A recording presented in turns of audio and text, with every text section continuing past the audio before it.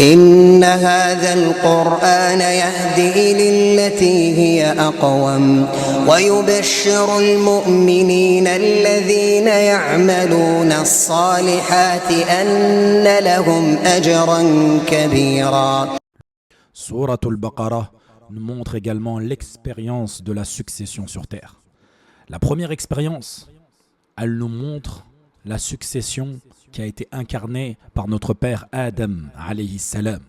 Elle apparaît comme une préparation à travers le récit de Adam alayhi salam.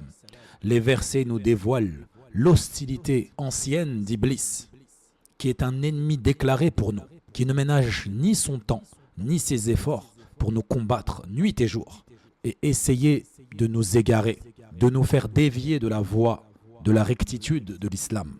Lui et sa descendance. Nous sommes donc engagés dans une lutte âpre, une guerre persistante dont nul ne peut y échapper.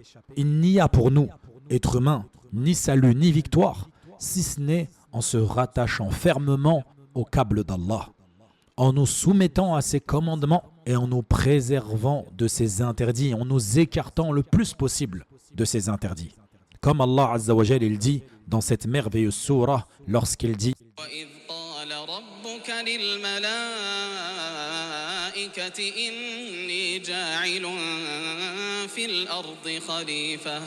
قالوا أتجعل فيها من يفسد فيها ويسفك الدماء ونحن نسبح بحمدك ونقدس لك قال إني أعلم ما لا تعلمون وعلم آدم الأسماء كلها ثم عرضهم على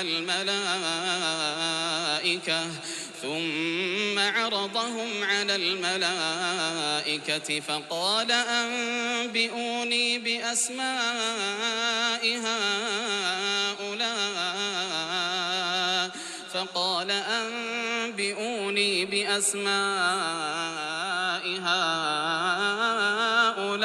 هؤلاء إن كنتم صادقين قالوا سبحانك لا علم لنا إلا ما علمتنا إنك أنت العليم الحكيم قال يا آدم أنبئهم بأسمائهم فلما أنبأهم بأسمائهم قال ألم أقل لكم إني أعلم غيب السماوات والأرض وأعلم ما تبدون وما كنتم تكتمون. Puis dans la deuxième partie, Allah Tabaraka wa Ta'ala nous montre la succession sur terre des fils d'Israël. Ils déploient devant nous leur histoire. Et ce récit, c'est le récit d'une grâce infinie qu'Allah leur a accordée. Rencontrant l'ingratitude humaine, Allah les avait distingués, les avait choisis entre tous, les avait élevés au-dessus de tous les peuples qui existaient à leur époque. Il leur avait accordé tant de faveurs. Il faisait fleurir en leur sein la lignée des prophètes. Tous les prophètes venaient des enfants d'Israël. Il faisait pleuvoir sur eux en abondance ses dons, ses largesses, sa miséricorde. Et avec ça, avec toute cette générosité divine, ils s'opposèrent à lui. Et ils renoncèrent à tout ce qu'Allah leur avait accordé et aux dons qu'il leur faisait nuit et jour. Ils ont répondu à cette générosité par de l'ingratitude, par du déni, par de la rébellion. Ils ont donc délaissé le dépôt sacré de la foi et ils se sont égarés loin de leur mission. Ils ont échoué et ils ont donc porté le fardeau de la responsabilité qui leur fut confiée. Et tout cela, toute cette déviation, toutes ces fresques, Allah Azza wa Jal nous les montre dans la Sourate à partir du verset 40 jusqu'au verset 123. En voici quelques-uns. إسرائيل اذكروا نعمتي التي أنعمت عليكم وأوفوا بعهدي أوف بعهدكم وإياي فارهبون وآمنوا بما أنزلت مصدقا لما معكم ولا تكونوا أول كافر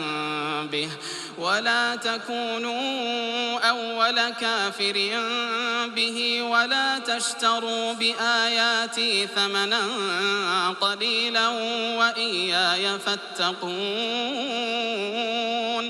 ولا تلبسوا الحق بالباطل وتكتموا الحق وأنتم تعلمون وأقيموا الصلاة وآتوا الزكاة واركعوا مع الراكعين.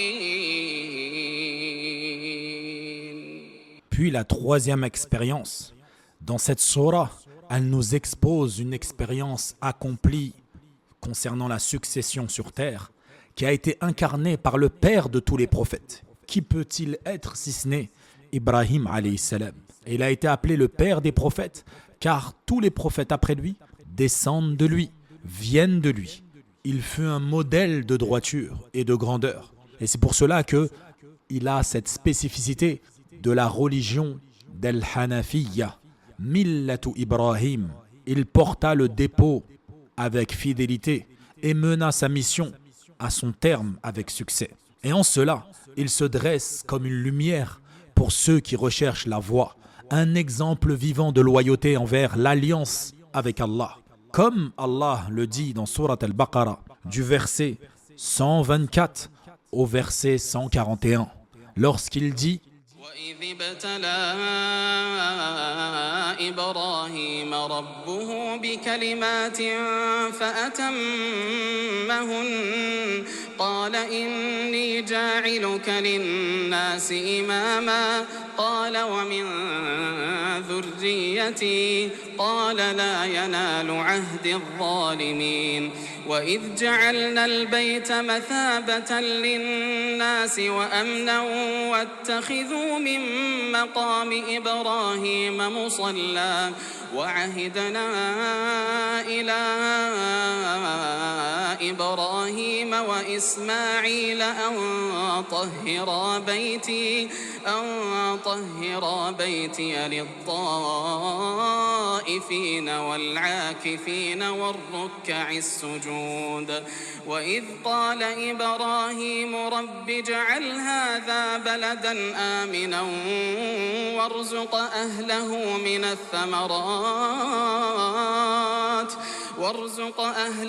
من الثمرات من آمن منهم بالله واليوم الآخر قال ومن كفر فأمتعه قليلا ثم أضطره إلى عذاب النار وبئس المصير. En résumé, avec ce que l'on vient d'écouter, la sourate, elle s'ouvre avec une première expérience, comme une préparation des cœurs et des esprits. Et elle se clôture sur l'expérience réussie afin de relever les âmes et raviver l'espérance. Et entre ces deux récits, il y a l'échec. Non pour accabler ces gens, mais pour les éveiller, pour que nous également, nous en tirions des leçons. Comme disait un poète, « Tajribatu sabiqin, ibratun lillahiqin » L'expérience de ceux qui nous ont précédés est une leçon pour ceux qui viennent après eux. À nous donc de méditer. Quand on lit ce Coran, on doit s'arrêter sur ces passages et se poser la question, à quel groupe j'appartiens? Il faut méditer sur ces signes et que nous puissions tirer des leçons de ce qui est passé comme faux, de ce qui est passé comme fausseté. Et c'est là que tu vois la particularité de cette sourate. Elle te mène d'un point à un autre, d'un chemin d'avertissement vers un chemin d'espérance. فنكتفي بهذا القدر اليوم ولنا بقية في هذه السورة الجميلة المباركة وصلى الله وسلم على نبينا محمد وعلى آله وصحبه وسلم.